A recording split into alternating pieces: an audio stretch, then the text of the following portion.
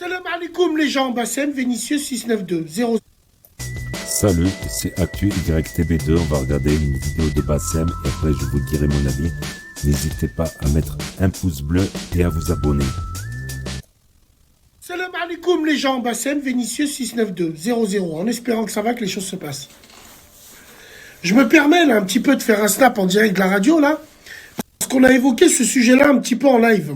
Je parlais avec une pute, avec une femme, et cette femme-là, on parlait d'un petit peu et tout, du couple et tout. Et puis moi, ça a fait réagir quand j'ai parlé d'une boîte noire. Mes frères, dans un couple, faut toujours avoir une boîte noire, frérot. C'est pour toi que je dis ça, Wallah il-Adim. En aucun cas, c'est du West-West. Cette boîte noire, quand je vais vous la décrire, ça veut pas dire que t'aimes pas ta femme ou t'as pas confiance en ta femme. Rien à voir avec ça. Ça veut simplement dire, prépare tes arrières. Pour les gens qui pensent un peu comme nous. Parce que les hommes qui pensent un peu comme nous, quand ils s'embrouillent avec leur femme et c'est irrévocable, il n'y a plus rien à sauver, ou quand il y a eu des choses qui font qu'il n'y a plus rien à sauver. Les hommes comme nous, que ça soit chez nous ou pas, qu'on ait acheté ces meubles ou pas, acheté cette cuillère ou cette télé ou que dis-je, nous, on va partir une main devant, une main derrière. C'est à nous de sortir de la maison. Et d'essayer de rebondir. Tu lui laisses tout. Tu pars avec ton if. Et c'est là où la boîte noire, elle va agir. C'est là où la boîte noire, tu seras content de la retrouver. Tu sais, cette boîte noire que tu auras enterrée près d'un arbre, sous une pierre qui n'aura rien à faire ici. Et comme dans les films, dans cette boîte noire, il y aura de l'argent liquide. Et si tu peux, si tu as les moyens, il y aura même les clés pour un point de chute.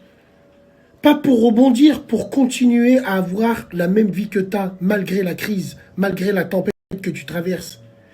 Il y a des mecs, psychologiquement, quand ils se séparent, ils n'arrivent même plus à travailler. Et ils se font virer de leur taf. Et ils perdent leurs moyens.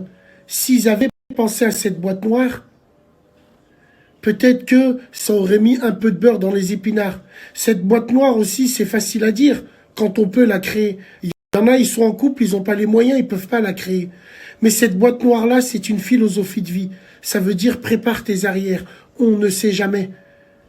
Cette boîte noire, il n'y aurait jamais eu lieu d'être si on ne pouvait pas appeler une femme actuelle ex. On peut l'appeler ex, donc il faut cette boîte noire. Il faut cette boîte noire parce que juste après l'amour, il y a la haine. C'est pour ça qu'il faut l'avoir. Et ça ne veut pas dire lui cacher ou non, même tes enfants, il ne faut pas qu'ils sachent. Cette boîte noire, elle est pour toi. Même ton ombre, il faut pas que ton ombre sait où est cette boîte noire.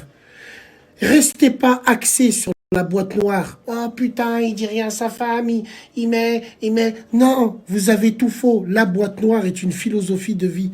Cette boîte noire, elle englobe aussi que tu as un jardin secret. Faut pas le dire, ton jardin secret, même à ta femme. Il y en a, ils vivent ensemble depuis 50 piges. Ils ont quand même un jardin secret. C'est pas de la malice, c'est pas être contre ta femme ou être contre ton mari, parce que ça équivaut pour les femmes aussi. Elles peuvent avoir leur boîte noire. C'est votre airbag. C'est ça qu'il faut vous dire. Combien de mecs, combien de frères se sont fait poncer, se sont fait niquer à la fin. Boîte noire, les frères. Même si dans le couple, c'est merveilleux, c'est Aladdin et Yasmine. Rêve bleu, mes couilles et tout. Non. La boîte noire est une philosophie de vie. Le jour où vous aurez compris que cette boîte noire n'est pas qu'un objet ou que tu mets des choses dedans et que tu vas cacher à ta femme, non, est une philosophie de vie. Ça veut dire, si tu as cette boîte noire, tu es quelqu'un qui parle pas pour rien dire, qui va pas parler pour rien dire aux gens, à ta femme, qui va pas avoir une bouche de vieille. Tu vois, tu comprends ce que je veux dire? C'est important pour toi. Comme ça, au moins, tu pourras rester digne et tu pourras rester propre, frérot. Voilà pourquoi je parlais de boîte noire dans un couple. Il la faut absolument.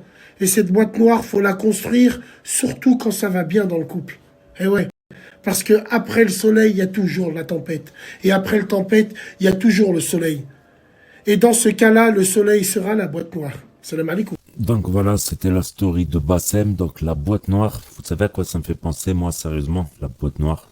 Ça me fait penser à un avion qui se scratch et qu'on cherche la boîte noire pour savoir les raisons du scratch. À savoir qu'il y a une boîte noire technique avec les coordonnées de vol, la température du moteur, les données techniques, et une seconde boîte noire où on a toute la conversation audio des pilotes entre eux. le micro de la cabine de pilotage, on va dire. C'est les deux boîtes noires. Donc après, oui, quand tu te sépares, voilà, c'est quelque chose à prévoir, mais c'est malheureux qu'aujourd'hui, voilà, on prévoit. À l'époque, nos parents, ils restaient jusqu'à la fin de leur jour ensemble, nos grands-parents, jusqu'à la mort, ils restaient ensemble. C'est plus le cas aujourd'hui.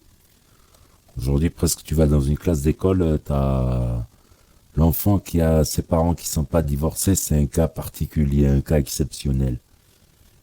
Des fois, on se demande où va la société. J'en parlais dans une autre vidéo réaction. C'est aussi, voilà, c'est la société. La société, elle nous montre des images, des femmes hyper sexy, hyper sexualisées de partout, même pour une pub de yaourt. Dans les films pareils, les femmes en maillot, les boîtes de nuit, les trucs, ceci, cela. Ben, ça veut pas dire qu'il peut y avoir un couple qui peut aller en boîte de nuit en couple.